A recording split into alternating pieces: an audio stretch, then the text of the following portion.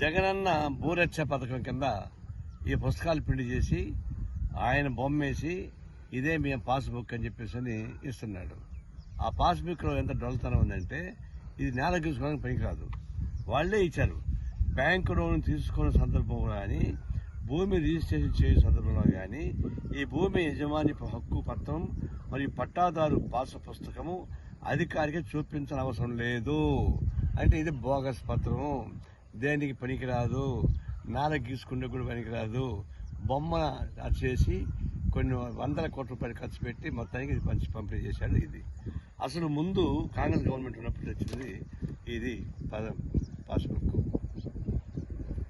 ఇది తర్వాత చంద్రబాబు నాయుడు వచ్చాక అది ఇచ్చింది పాస్బుక్. ఇది దీనిలో అన్ని రకాల హక్కులు ఉన్నాయి. పాస్బుక్ తీసిస్తాను అన్నీ వ్యాలిడ్. కానీ ఈ పాస్బుక్ తీసుకొస్తే జగన్ బొమ్మ కనిపిస్తుంది తప్పితే దీనికి ఎందుకు వ్యాలిడ్ లేదు. బ్యాంకులో లోన్ లేరు, దీనికి హక్కుపత్రం రాదు, మీకు రైట్ రాదు. ఊరికి విగ్రహ లాగా పెట్టుకోవచ్చు. దాంతోపాటు స్త్రీ సర్వే అని సర్వే చేశాడు, సెటిల్డ్ సర్వే. ఒక్కొక్క దీనికి ఎన్ని బండ్లు ఉన్నాయి చూడండి. చాలా ఫినిష్ చేసిన జగన్ భూ పథకం పెట్టాడు.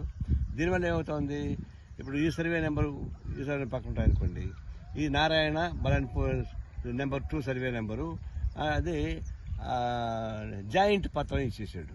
జాయింట్ పత్రం అంటే ఏంటి, భూ సర్వే నెంబర్ 1 నాది అయితే దాన్ని జాయింట్ పత్రంగా భూ నెంబర్ 5, 6, 7 ఇచ్చేసాడు.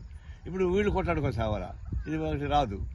ఈ విధంగా అనేక తప్పు తడకలతోటి భూరక్ష పథకాన్ని ప్రవేశపెట్టి వేల కోట్ల రూపాయలు ఖర్చు పెట్టి ఈ బండలు వేశాడు, ఈ పుస్తకం ఇచ్చాడు, దీనికి సెటిలైట్ పథకం వేశాడు. ఇది ఇట్లాంటిదే ఒక తెలంగాణ ముఖ్యమంత్రి కూడా ధరణి చేశాడు. ఆ ధరణిలో ఎట్టుందంటే వినియోగదారుల హక్కు కనపడలేదు, అనుభవదారుల హక్కు కనపడలేదు. దానివల్ల ఏం చేసింది, అనుభవించాల్సిన భూమి కాస్త భూస్వామికి వెళ్ళిపోయింది. అదే దెబ్బతీసింది, కేసీఆర్ని అదే దెబ్బతీసింది. ఇప్పుడు జగన్ కూడా ఈ భూరక్ష పథకం మీద దెబ్బతీయబోతుంది. దీనివల్ల రైతుకి ఉపయోగం లేకపోగా అనేక రకాల డిస్ప్యూట్స్ వచ్చేసినాయి.